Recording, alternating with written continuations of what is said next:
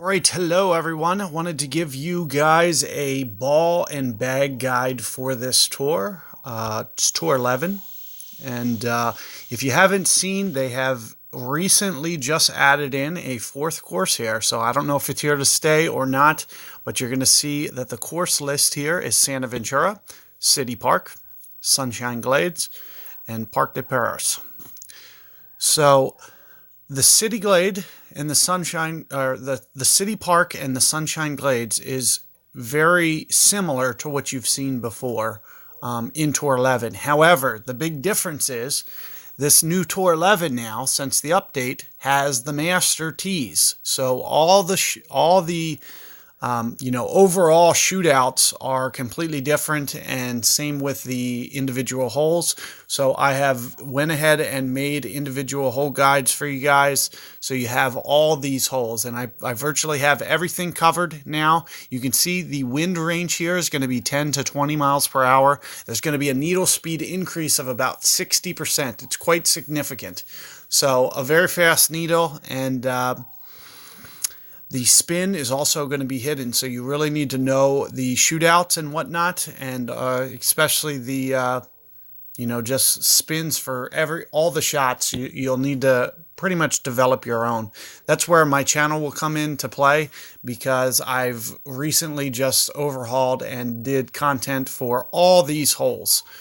So you can go to the playlists at YouTube and you'll be able to find those. Let me just briefly go into YouTube, and we'll go to my channel here, and we'll go to playlists. We'll go to the Tour 11 stuff. It's going to be in here.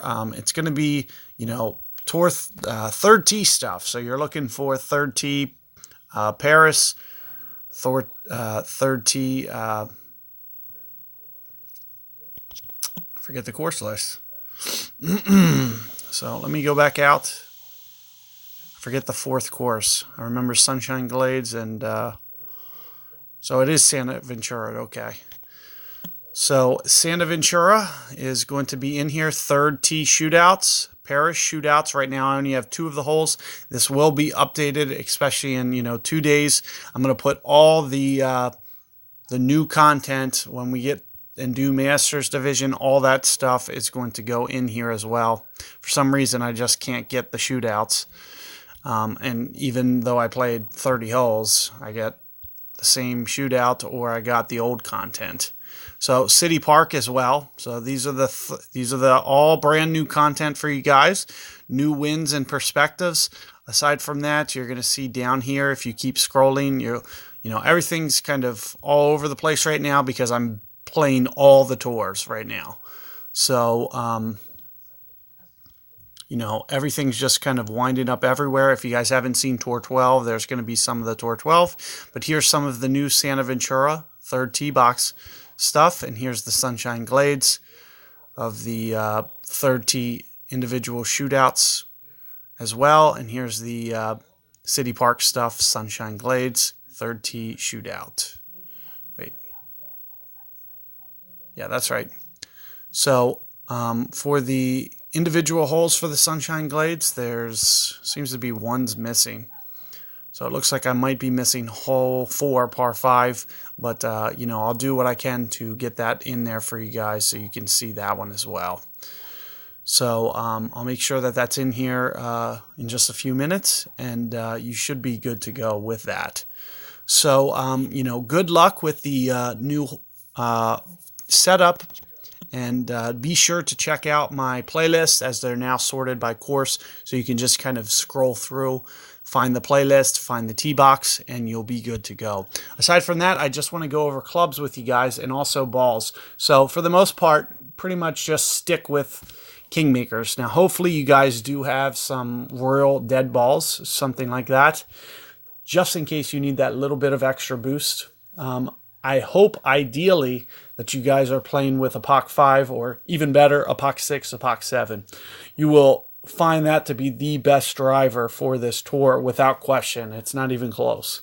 As long as the Paris holes are in here, it's not even going to be, you really need that curl component is going to be kind of a game changer for the new length to the par 5s in the Paris holes.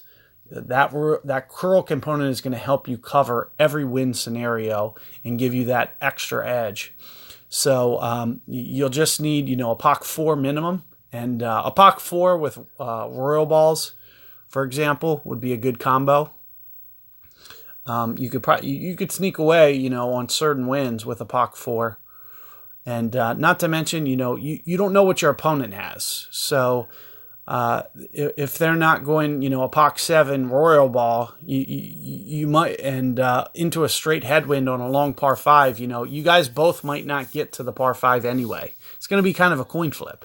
When you get a headwind, certain holes are going to be really, really difficult.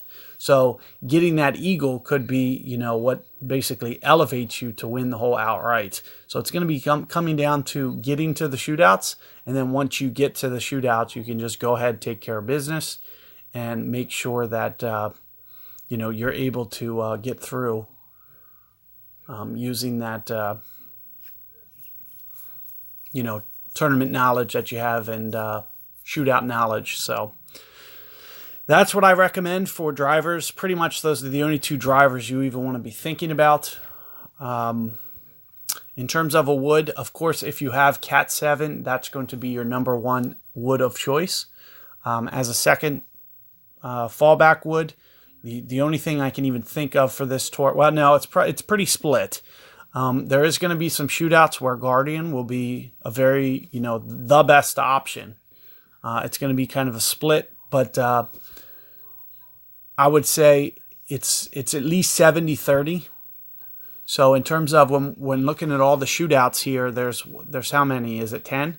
I think there's 10 shootouts in this tour. Because Sunshine Glades only has one hole, and at least 70 to 80%, Sniper is going to have preference over the Guardian without question. So real no use for Guardian in this tour with the extra tee box.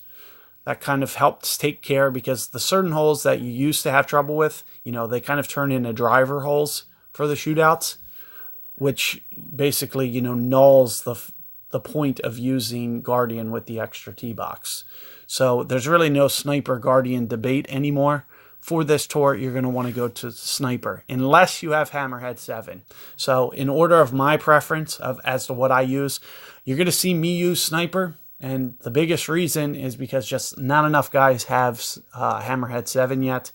So I'm just being courteous to them when I put my content out. But Cat 7, Hammerhead 7, then Sniper 10 will be your next fallback option. But really nothing else to consider outside of that. Going to the long irons, none of the shootouts are going to be long irons whatsoever. So don't have to worry about that. You're just going to want to go with something that has a decent amount of backspin, 4 or 5 bars minimum. And aside from that, Goliath, B52, those are going to be really good. Backbone's a very good, lower power option as well. So one of those three is what I would recommend. It really doesn't matter. Similarly with short iron, we're not going to have enough short irons that is that big of a deal. The wind is going to be very significantly high. So, Thorn could be a good option just because of the fact that it's less rings to have to go. However, if you have Claw 10, switching to Claw 10 could be kind of a great hybrid in between Hornet and Thorn here, as to give you kind of a extra element of accuracy to where you could maybe get a great ball to fall for you. So it could be a great alternative for you to switch to. And I'm going to start playing around with that one for you guys in some future guides. Aside from that, the wind's so high. If you get up to, say, 15 miles per hour with a Hornet, you could potentially need to, go a target and a half on a Hornet adjustment. It's just a little bit, time consuming. So just something to be thinking about. Looking at the wedges here, accuracy is going to be a huge premium. So, even if my right rear is an 8, I'm going to kind of lean towards the Endbringer. Endbringer 6-7 is definitely at a 7. It's going to be the game changer. At comparing a Rapier 8 to say an Endbringer 5-6, I may just favor the Rapier Edge, but as soon as Endbringer goes to 7 with the new needle speed, I'm going to take the accuracy over the top spin capability. But other than that, let's take a look at rough iron sand wedge. Hopefully you got a sand wedge Spitfire that's at least a 4 or a 5. That's going to be what you're going to be wanting to use to have that extra range that you may need. Aside from that, you'll go with a Nirvana and just try to keep as much length as possible in this tour. From the extra third T deck, you're really going to want that extra length. So hopefully you found this ball and bag suggestion useful to you guys. Other than that, be sure to check out all my YouTube content. It's all brand new content for you guys that I've been really working on hard this week, and it's really going to give you that edge that you need, especially with this new spin hidden feature. So do be following the guides, and good luck out there. Let me know how it goes, and see you guys on the next one.